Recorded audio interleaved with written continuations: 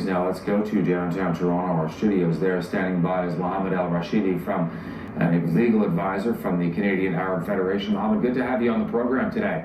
Thank you for having me, Tom. How's the community reacting here? We were listening to a few of those people in that report weighing in on this, but the bigger picture, what are you hearing? Because there was the incident in Toronto, several of them in fact, the Peterborough, there was this other incident in Quebec as well, where a man was online making threats against Arabs.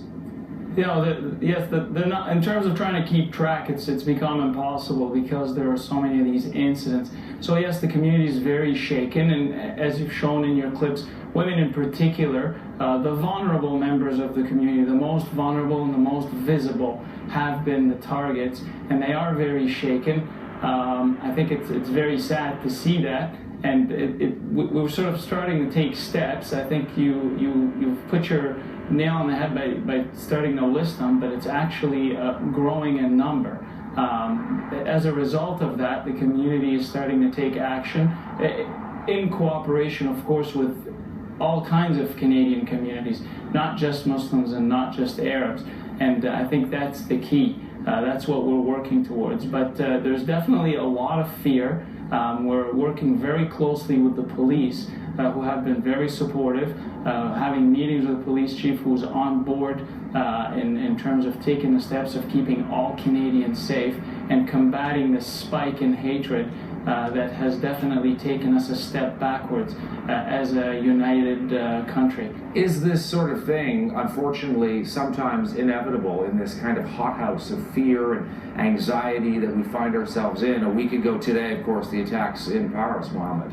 Well, you know, of course, to a certain degree, international events will impact us. They are outside of our control. I mean, if you tell me how do we stop this, of course, the first step would be to have these perpetrators and these types of individuals, terrorists, to stop carrying out these attacks, particularly carrying them out in the name of a religion. That would be very helpful. But we can't stop that. I can't, you can't. Clearly, the entire world community is having trouble stopping them. So in response to that, we can't really say, well, we just give up and there's going to be a certain percentage of hatred as a result. I think in Canada we can do better. We are better. We're the world leaders when it comes to integration, multiculturalism, and harmony. So I think it's a sign that we've regressed a little bit in the last few years. We've fallen back. We've allowed some divisions to seep in. We've become more susceptible to this type of thing,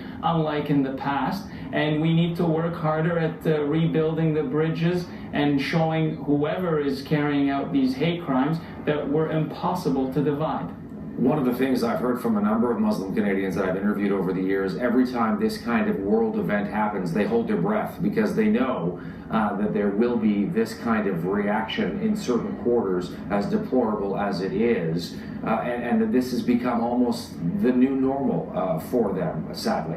That is correct, unfortunately. But I will tell you something. As more and more Muslims are touched by the hatred and impacted by it and traumatized, I think more and more Canadians are seeing, outside of the Muslim community I mean, more and more non-Muslim Canadians are seeing the problems that are arising and the divisions, and they themselves are also reaching out. And so I think on the long run, the few bad apples will be overwhelmed by the overwhelming majority of Canadians who obviously don't stand for hatred or violence or any of the despicable actions that we are seeing. Mohamed, great to have you on the program today and weigh in. Thanks for this. Thanks, Todd. Police in the city of California